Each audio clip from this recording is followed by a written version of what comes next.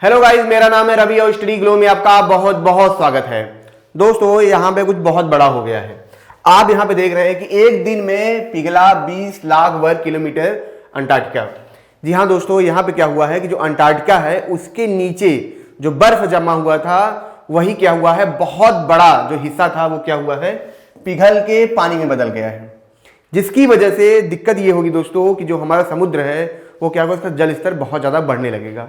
वैज्ञानिक इस बात का भी अनुमान लगा रहे हैं कि आने वाले वक्त में अगर ऐसा चलता रहा तो 40 से 50 दशक में क्या होगा कि लगभग 25%, ठीक है, जो अंटार्कटिका का बर्फ है वो क्या होगा, पिघल जाएगा। 25% मतलब समझ रहे हैं कि मतलब 1/4 हिस्सा क्या होगा, पूरी तरीके से पानी में बदल जाएगा और सिर्फ 1/3 ही बचेगा। आइए इसको समझते हैं क्यों ये इतना खतरनाक है, और ये भी जानेंगे कि कैसे इसकी वजह से क्या होगा कि लगभग 200 फीट तक जल स्तर बढ़ जाएगा। और आपके जान के हैरानी होगी कि इसकी जो वजह है वो ग्लोबल वार्मिंग ये सब नहीं है, वजह कुछ और है। वजह क्या है, एक हवा है, इसको हम समझेंगे। लेकिन सबसे पहले समझते हैं कि जो हुआ है आखिर हुआ क्या है। देखिए, यहाँ पे एक टीम थी, national snow and ice data centre करके। इन्होंने क्या किया, वहाँ पे लगातार ये शोध करते रहते हैं। मैंने आपको बताया था वहाँ पे कई स्टेशन भी बने होते हैं जहाँ पे साइंटिस्ट आके लगातार उसके बारे में शोध करते हैं। कुछ दिन पहले मैंने वीडियो भी बनाया था जिसमें मैंने आपको ये बताया था कि किस तरीके से जो यूरोप के जो साइंटिस्ट हैं वो क्या करते हैं, इसको लेके बहुत ज़्यादा एग्रेसिव रहते हैं। क्योंकि आपको पता है कि वहाँ पे क्या है, बहुत ज़्यादा जो आइस है सबसे ज़्यादा उधर ही पाए जाते हैं, तो उनको अवेयर रहना पड़ता है, नहीं तो बहुत बड़ी बड़ी दुर्घटनाएं हो जाएंगी, वो बच भी नहीं पाएंगे। मतलब बहुत दिक्कतें हो जाएंगी। तो यहाँ पे उन्होंने देखा कि 13 फरवरी को क्या हुआ कि लगभग 19.1 लाख किलोमीटर वर्ग का जो बर्फ था वो पिघल गया। जिसकी वजह से क्या हुआ, ये बहुत ज़्यादा हैरान हुए। और इसने क्या किया है, एक तरीके से उस रिकॉर्ड को हासिल किया है जो पिछले साल ही पाया गया था। पिछले साल क्या हुआ था आपको जान के हैरानी होगी। पिछले साल 25 फरवरी से लेके, जैसा आप देख रहे हैं, 25 फरवरी से लेके शुरुआत हुई और 3 मार्च तक क्या हुआ था कि 19.2 लाख वर्ग किलोमीटर की जो बर्फ थी वो पिघल गई थी। तो ये एक विश्व रिकॉर्ड है, अभी तक ऐसा कभी नहीं हुआ है। तो ये 2 सालों में लगातार ऐसा हो रहा है। और इस साल फिर लगभग उसी वक्त पे आप देख रहे हैं कि जैसे 25 फरवरी 13 फरवरी के आसपास क्या हुआ है, यहाँ पे फिर से वो चीज चालू हो चुकी है। अब ये क्या था, 25 फरवरी से क्या था, 3 मार्च तक का रिकॉर्ड था। अब ये 13 फरवरी से पिघलना चालू हुआ है, ठीक है। तो इसका जो डेटा है 1.1, मतलब लगभग उतना ही है, ठीक है। बस एक मतलब आप समझ सकते हैं यहाँ पे मतलब 10,000 का सिर्फ फर्क है, वरना ये भी लगभग उतना ही हो जाता, ठीक है, कि मतलब उतना ही बर्फ पिघलता। तो इस तरीके से इसने क्या किया है, विश्व रिकॉर्ड इस तरीके से हासिल किया है। फिर यहाँ पे दिक्कत क्या है, दिक्कत यह है दोस्तों को जो वैज्ञानिक बता रहे हैं कि उनका कहना है कि ग्लोबल वार्मिंग की वजह से चीजें नहीं हो रही है, टेम्परेचर बढ़ने की वजह से नहीं हो रही है, बल्कि दिक्कत यहाँ पे ये हो रही है कि जो हवाएं, ठीक है, जो आती हैं, जब उनका डिफ्लेक्शन हो जाता है और बहुत ज्यादा गर्म हवा क्या होती है, इस तरफ आने लगती है, अंटार्कटिका की तरफ आने लगती है, तो दिक्कत ये होती है कि इनकी वजह से टेम्परेचर बदलता है। टेम्परेचर कितना बदलता है, लगभग 1 डिग्री सेल्सियस से लेके 1.5 डिग्री सेल्सियस तक क्या होता है, चेंज आता है, मतलब बढ़ता है। और जिसकी वजह से क्या हो रहा है कि ये लगातार पिघल रहे हैं। कुछ दिन पहले मैंने एक वीडियो डाला था जिसमें मैंने आपको ये भी बताया था किस तरीके से जो अंटार्कटिका है वहां पे भी यही हुआ था कि लगभग जो ऑस्ट्रेलिया है या फिर हम कहें दिल्ली है, उतने बड़े आकार का एक बर्फ का टुकड़ा से टूट के क्या हुआ था, सीधा सीधा अलग हो गया था। और बगल में ही क्या था, स्टेशन था, मतलब रिसर्च सेंटर था जहाँ पे लोग रिसर्च करते हैं।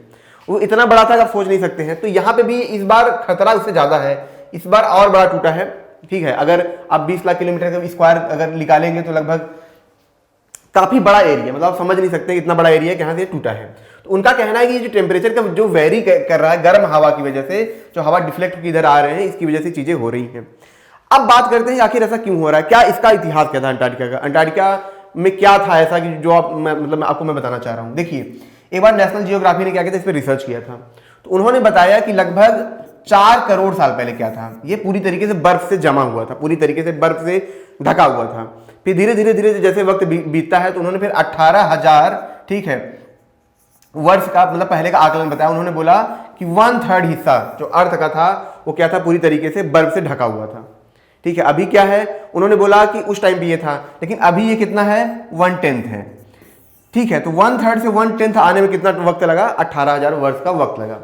लेकिन अब जो ये हो रहा है, मतलब अब जो कुछ सालों में ये हो रहा है, मतलब लगातार तेजी से बर्फ पिघल रहा है, ये थोड़ा खतरनाक है। क्योंकि अगर इतने वक्त में हो, चलो एक बार ठीक है, ह्यूमैनिटी को भी क्या होगा, एक मौका मिलेगा एवोल्यूट होने का। जैसा आप समझिए, मैं ऐसा क्यों कह रहा हूं कि अभी क्या है कि इंसान मल्टी प्लेनेटरी होना चाहता है, मतलब हम अलग अलग ग्रह पे रहना चाहते हैं, जैसे स्पेस एक्स है, नासा है, हर कोई चाहता है कि वो क्या करें, दूसरे ग्रह पे जा करें, क्योंकि उनका ये मानना है कि आने वाले वक्त में हमारी जो धरती है वो उस लायक बचेगी नहीं जैसा हम सोच रहे हैं। तो हमको इतना केपेबल होना पड़ेगा ताकि हम किसी भी अर्थ पे जाके रह सके, ब्रह्मांड में कहीं भी जाके रह सके, ताकि जो ह्यूमैनिटी है वो क्या हो, बची रहे। उनका ये कहना है, और वो चीज़ें दिख रही हैं। वो चीज़ें इसलिए दिख रही हैं दोस्तों, अगर ये बर्फ पिघल जाए, जो बर्फ है धरती का, अगर वो सारे पिघल जाएंगे, टेम्परेचर बढ़ेगा तो जाहिर सी बात है पिघलेंगे, और कहीं ये आस नहीं दिख रही है कि टेम्परेचर को कम किया जा सके। कोई ऐसी तकनीक नहीं है, कोई ऐसा सिस्टम नहीं है। ग्लोबल वार्मिंग हम भले ही बोलें, हम कुछ भी बोलें, लेकिन सच बात यही है कि टेम्परेचर बढ़ रहा है।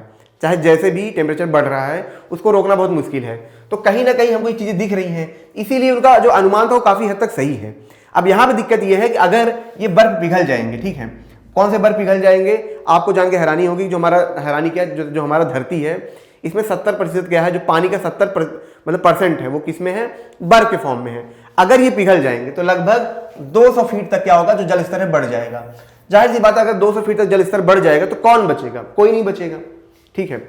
और ये जिस हिसाब से चल रहा है ये होना ही है, क्योंकि वैज्ञानिकों ने बताया कि 1980 के आसपास क्या हुआ था, इन्होंने इस पे सैटेलाइट से नजर रखना शुरू किया, इस पे लगातार देख रेख करना शुरू किया।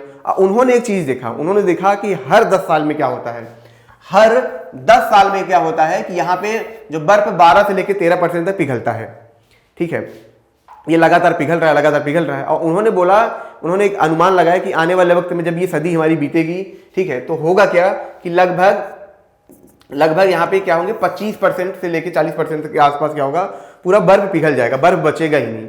तो आप सोचिए कि इतना बड़ा हिस्सा इतने कम टाइम के अंदर खत्म हो जा रहा है। जहां पे 1/3 से आने में, 1/10 तक आने में कितना लगा, 18,000 साल का वक्त लगा, वहीं पे क्या होगा कि सिर्फ 25% जो बर्फ का हिस्सा है वो कितने सालों में, 40 से, मतलब जो आने वाले 50 से 60 साल है उसमें क्या होगा, ये पिघल के पूरा खत्म हो जाएगा जैसे ही सदी खत्म होगी, ठीक है। तो इन्होंने ये चीजें दिखाई यहाँ पे।